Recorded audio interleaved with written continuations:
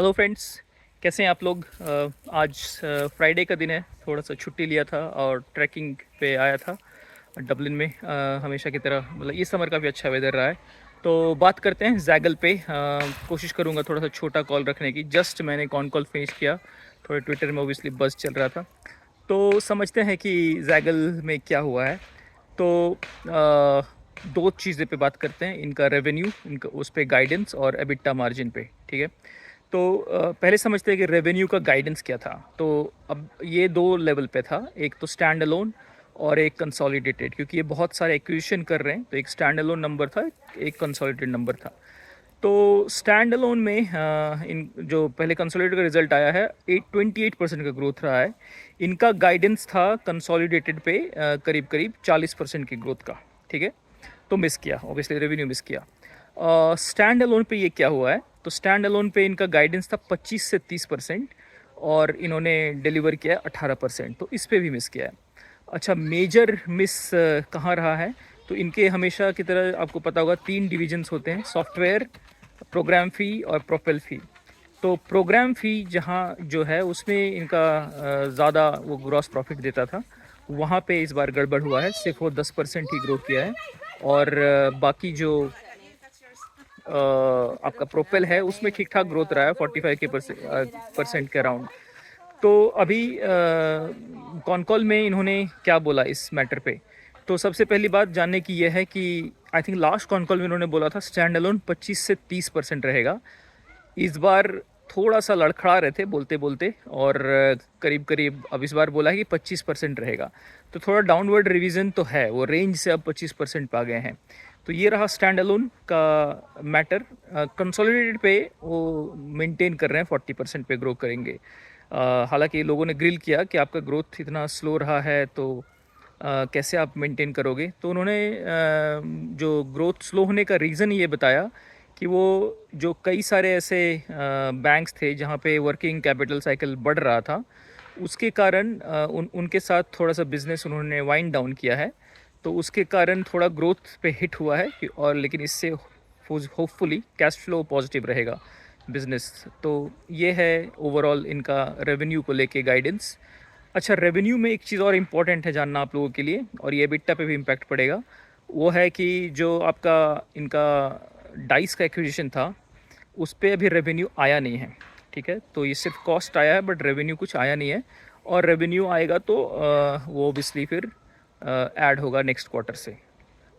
तो ये overall revenue का सिचुएशन रहा। तो गाइडेंस ये ओवरऑल मेंटेन ही कर रहे हैं, हालांकि ये क्वार्टर तो डिसअपॉइंटिंग है भाई। अच्छा, अभी एक और कॉम्प्लिकेटेड मैटर, बड़ा इंपॉर्टेंट मैटर, एबिट्टा मार्जिन पे आते हैं। एबिट्टा मार्जिन देख के मैं थोड़ा शॉक था क्योंकि बहुत ही नीचे गया।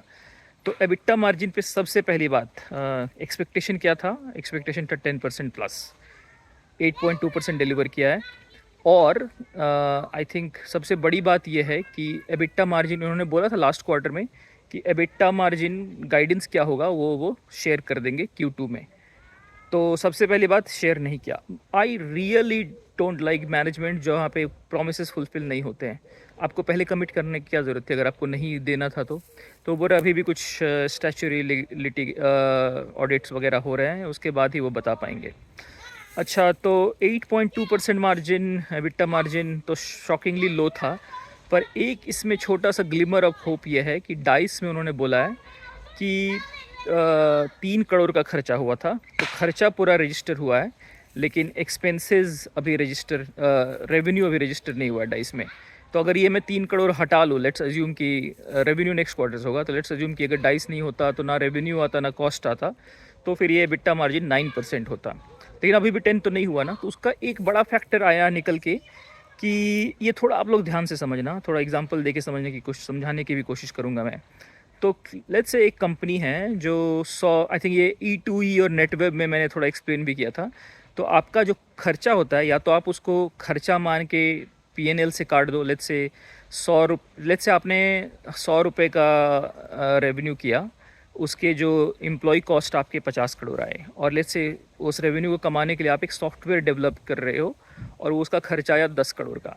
तो आपके पास ऑप्शन ये है कि वो 10 करोड़ का खर्चा, या तो आप पूरा खर्चा दिखाओ तो 100 करोड़ माइनस 50 करोड़ का एम्प्लॉय कॉस्ट माइनस 10 करोड़ का खर्चा, तो 40 करोड़ फिर आप ग्रॉस प्रॉफिट दिखा दो। या फिर आप ऐसा भी कर सकते हो कि वो 10 करोड़ को आप कैपिटलाइज कर दो, तो उससे क्या होगा ना कि एबिटा के नीचे आ जाएगा वो, तो एबिटा के ऊपर फिर वो जो ग्रॉस प्रॉफिट में वो कटेगा नहीं, तो सिर्फ वो gross profit 100 crore minus 50 crore employee cost, तो 50 करोड़ ग्रॉस प्रॉफिट दिखेगा। अच्छा, ये 10 करोड़ का जो आपने सॉफ्टवेयर डेवलपमेंट का खर्चा किया है, अगर आप उसको कैपिटलाइज कर दोगे तो फिर वो जो एबिटा से ऊपर आएगा, एबिटा 50 करोड़ हुआ और वो डेप्रिसिएशन में काउंट होगा। फिर डेप्रिसिएशन में क्या पूरा का पूरा 10 करोड़ नहीं जाता एक साल में, तो फिर वो ये होगा कि आप 10% के हिसाब से फिर उसको धीरे धीरे एबिटा से निकालोगे, तो बेसिकली 1 करोड़ ही लगेगा आपका। तो उससे क्या होगा ना, आपका जो पैट वगैरह है और जो एबिटा मार्जिन है अच्छा दिखने लगता है, पर चक्कर ये कि फिर वो बैलेंस शीट में जाके बैठ रहा है। तो बेसिकली ये इसीलिए कई बार जो है वो कैश फ्लो लोग बोलते हैं ना इम्पॉर्टेंट है, क्यों है, क्योंकि इसीलिए, क्योंकि आप खर्चा को तो आप या तो कैपिटलाइज भी करके थोड़ा दिखा सकते हो नंबर्स अपने बेटर, और नहीं तो फिर उसको कॉस्ट में डाल के जो नेटवेब करता है एबिटा मार्जिन गिरेगा, लेकिन वो प्योर बेटर अकाउंटिंग होता है, कंजर्वेटिव अकाउंटिंग होता है। तो ये रहा ओवरऑल इनका। तो वो बेसिकली अब ये बोल रहे हैं कि 6 करोड़ का इनका सॉफ्टवेयर डेवलपमेंट हुआ था, खर्चा आया था, अब उसको वो एक्सपेंस में जोड़े हैं, कैपिटलाइज नहीं किए हैं, पहले कैपिटलाइज करते थे, तो इसीलिए एबिटा थोड़ा गिरा है। और आगे शायद जाके ये बोल रहे हैं कि ज़्यादा से ज़्यादा कोशिश करेंगे वो एक्सपेंसेस में जोड़ने का, ताकि एबिटा मार्जिन्स जो है वो थोड़ा प्योर रहे। मतलब वो बेसिकली ये आप समझ गए एग्जांपल से कि अकाउंटिंग फॉर्जरी किया जा सकता है ऐसे। तो इसीलिए cash flow very very important है बिज़नेस का, मैं हमेशा बोलता हूँ, वो एक्चुअली रियल मनी है, बाकी पीएनएल को आप कुछ भी बना सकते हो। तो इसके कारण इनका मार्जिन्स गिरा है, और लेकिन ये हिंट किया कि 8.2% जो आया है ये मिनिमम रहेगा, इसके नीचे एबिटा मार्जिन नहीं जाना चाहिए। तो यही है ओवरऑल एनालिसिस। तो मेरा अल्टीमेट इसमें कॉल क्या रहेगा, आई थिंक तो रेवेन्यू गाइडेंस अभी भी वो मेंटेन कर रहे हैं, वो बोल रहे हैं कि Q1 थोड़ा सॉफ्टर होता है, बट ये कुछ ज़्यादा ही सॉफ्ट निकला। एबिटा मार्जिन नीचे जाने का एक्सप्लेनेशन मिला है। और लास्ट बात, किसी ने उनसे पूछ भी दिया कि आप अब शेयर प्राइस खरीदोगे अपने, तो उन्होंने बोला कि हाँ मैं पहले भी ख़रीदता था, अभी भी ख़रीदूँगा। और ऑब्वियसली वो बोल रहे हैं कि मैं एक एम्प्लॉई हूँ, तो मेरे पास लिक्विडिटी एक लिमिट तक ही आती है, जितना आता है मैं ख़रीदता हूँ, कभी बेचा नहीं हूँ। तो यार अब आपके ऊपर है, आप ट्रस्ट करोगे नहीं करोगे। मैं क्या करूँगा, तो मेरा ओपिनियन ये है कि यार ट्रस्ट की बात नहीं है ये, एक्चुअली अपॉर्चुनिटीज़ मार्केट में बहुत है, तो मैं क्यों एक ऐसी कंपनी के साथ रहूं जो मुझे उम्मीद दे रही है। तो मैं पूरी तरह से नहीं निकलूँगा, क्योंकि मुझे लगता है कि बहुत सारा जो बैड न्यूज़ है वो प्राइस्ड इन है, शायद प्राइसेस फिर भी गिरेंगे। आई थिंक ये थोड़ा सा और बैड न्यूज़ आया है, थोड़ा एक्सप्लेनेशन है, पर I don't C share prices going up until unless they turn it around.